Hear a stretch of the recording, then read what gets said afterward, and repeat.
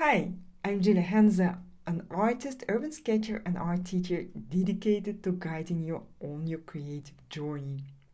I'm also the founder of Brave Brush Studio, a membership for amateur artists and urban sketchers that will help you unlock your creativity and find peace and joy in the process.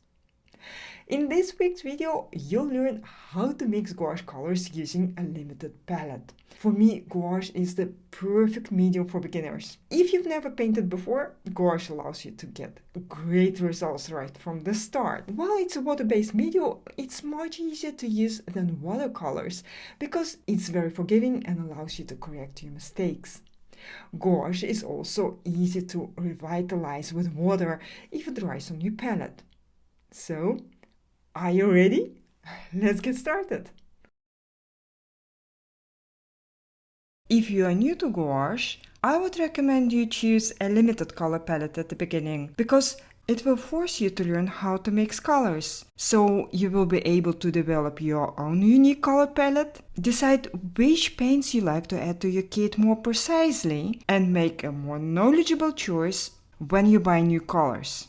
We actually can make any color using only black, white and the three primaries, yellow, red and blue. Still, it might be very useful to have some special, more complicated to mix colors straight from the tube to make the painting process easier and faster. So let's take a look at the basic mixing rules. As I already said, there are three primary colors, yellow, red and blue. Primary colors cannot be made by mixing any other colors together. By mixing two primary colors, you create a new secondary color.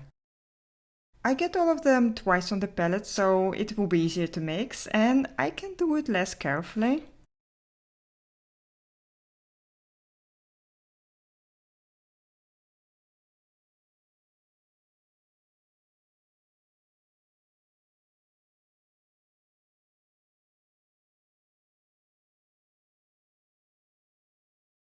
So these are my primary colors.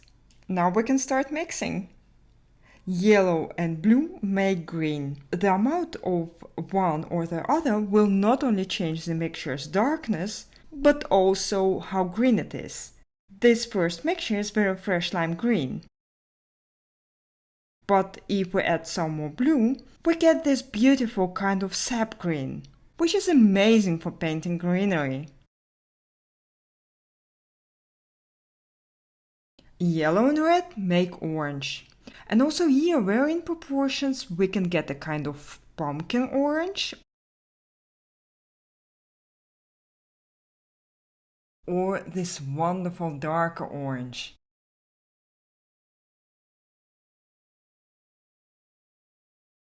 And finally, red and blue make purple.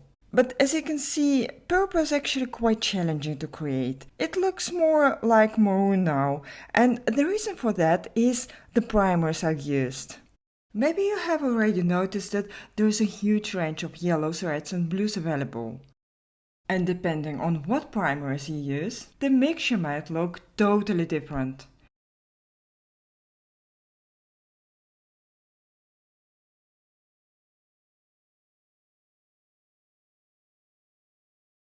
But this topic is too large for this class, so I hope you understand how it works and just try to mix the colors you have and look at what mixtures you can create.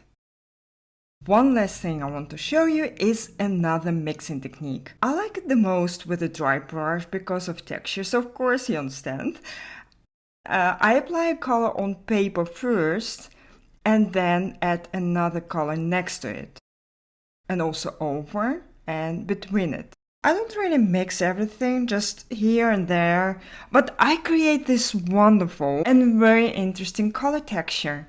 I hope everything's clear. This is all for the theoretical part. In lesson 2, we'll start drawing. This video is part of the first lesson in my new short course in Brave Brush Studio, which is all about gouache. In this course, you'll learn the essential techniques you need to make bright and colorful sketches with gouache. If you are ready to explore the medium of gouache with structured lessons and opportunities for personalized feedback, sign up at bravebrushes.com to become a member of our supportive community. When you join Brave Brushes Studio, you also get immediate access to more than 20 other courses on focused topics such as color theory, urban sketching with watercolor, and botanical sketching. Let me know in the comments what your biggest challenge is when using gouache. What questions do you have about materials and techniques? And don't forget to like this video and subscribe to my channel. Happy sketching, guys, and I'll see you soon.